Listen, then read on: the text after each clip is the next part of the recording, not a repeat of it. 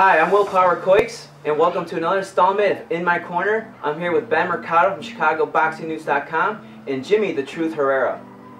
Hi, I'm Ben Mercado Jr. from ChicagoBoxingNews.com, and today we have Jimmy the Truth Herrera along with COix. Jimmy is just coming off of his upset win over Mike Jones, and Jimmy, I have to ask you, this isn't the first time that you've gone into a fight as the underdog.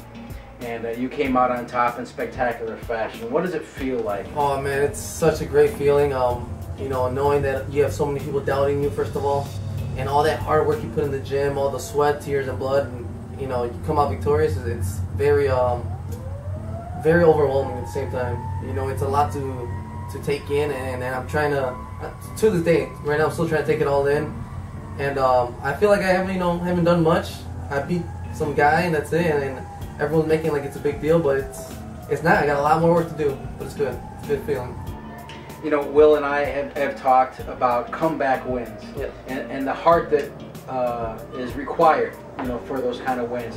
The heart from like an Arturo Gatti, yes, Jose Luis Castillo. You had been dropped in the fight with Mike Jones.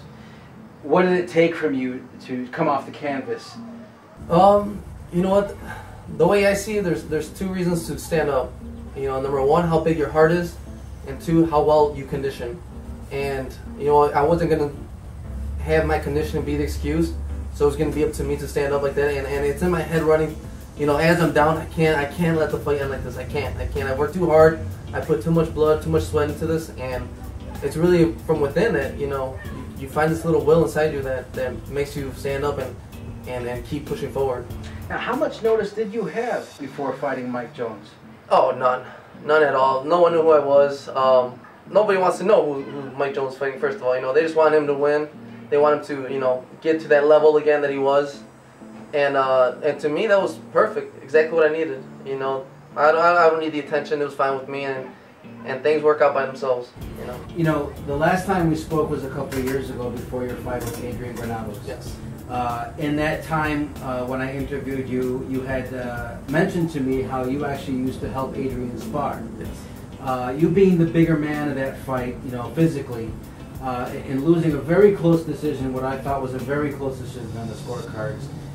Adrian has gone on to fight Kermit Cintron and Antonio Canas, and now here you are beating a Mike Jones. How does that make you feel? You know what?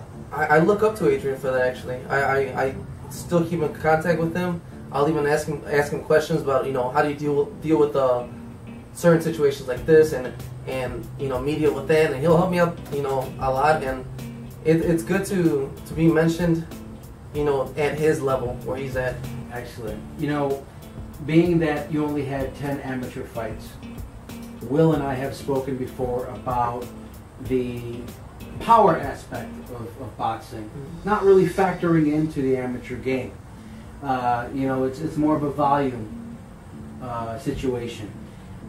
You only had 10 amateur fights. What was your reason for leaving the amateur game so soon and going into the pros? Was it similar to Will's? Our mindset for the amateur boxing was, we're preparing for your professional career. I didn't want to have a long amateur decorated career. We were just preparing for the professional level, and my trainers felt that I can compete already, and I was ready for the next level, which I absolutely loved it. I love being challenged, and that's how my trainer saw it, my corner saw it, and I trust them, and I just ran with it and took it. I was actually delighted to find out when I was speaking with Will the other day that you were kind of in his corner, so to speak, as far as helping him get to where he's at right now. You're both humble guys. You're both very down to earth. It's very refreshing to see in the boxing scene. Tell me a little bit about your relationship and how you help each other prepare for fights. Me and Will, I think we have a very similar style.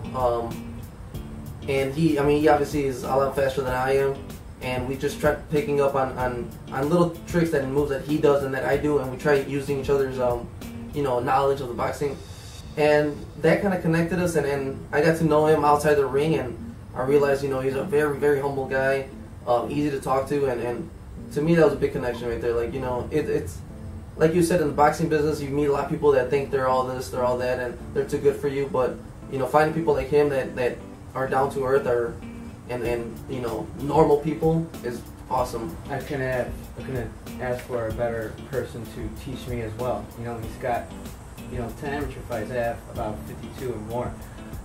And for him to just say that right now, look where he's at. You know, it makes me feel like I'm going back. You know, because you know this is someone I already look up to, and he has less experience than me.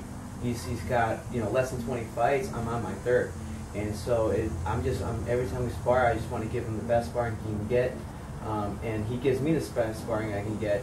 And like I said, if I'm in a fight and it's a tough one, I just know that this guy ain't better than Jimmy, and I can take this guy on, whoever he is, down the line. So. Will, tell me about that first interaction that you had with Jimmy as your sparring partner.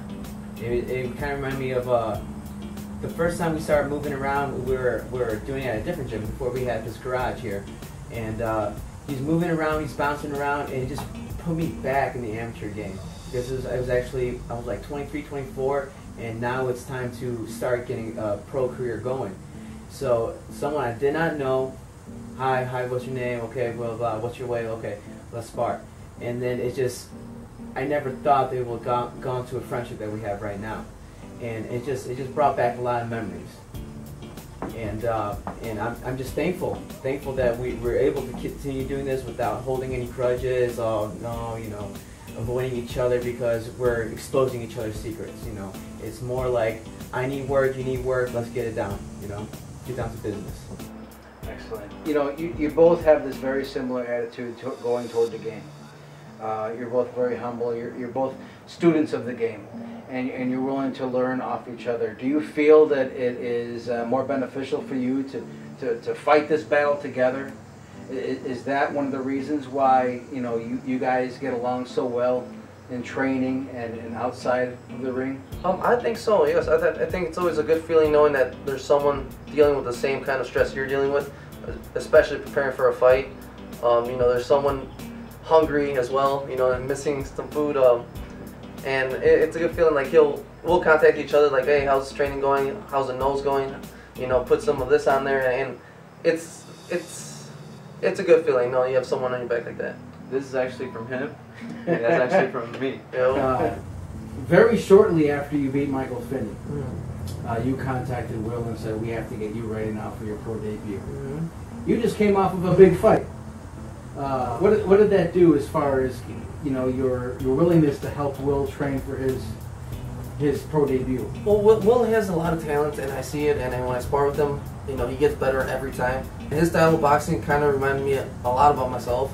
You know, he had that mindset, and after that win, you know, I want to get Will on the road because he works hard. He obviously works very hard for, you know, what he gets, and I thought it would be the right thing to do. You know, if I can kind of mentor him and help him out, and it worked out. It's great for him. What is next for Jimmy Herrera? Right now, just hopefully we get some offers. In the gym again, just training, working on my errors, on improvements, and pretty much it, man. Keeping it simple, not trying to get caught up with the, you know, the attention, like nothing like that. Just staying humble, staying, you know, focused in the training. Now I have to ask this because you guys are both together and you're both in the same weight class. Would you ever consider fighting each other? I'll fight him right now.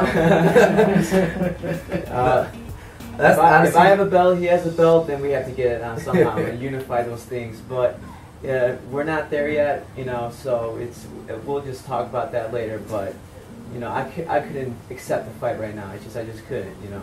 I wouldn't be a reporter if I didn't have that. So, I thank you both very much, you know, for this time. This has been a great talk. You know, I'm here with Willpower COix and Jimmy the Truth Herrera, and two champs in the making. You can't ask for a couple of guys better than this, more modest than this, to represent the Chicago boxing scene. Again, I'm Benjamin Mercado from Chicago Boxing News, and this is Willpower COix Boxing Corner. Thank you.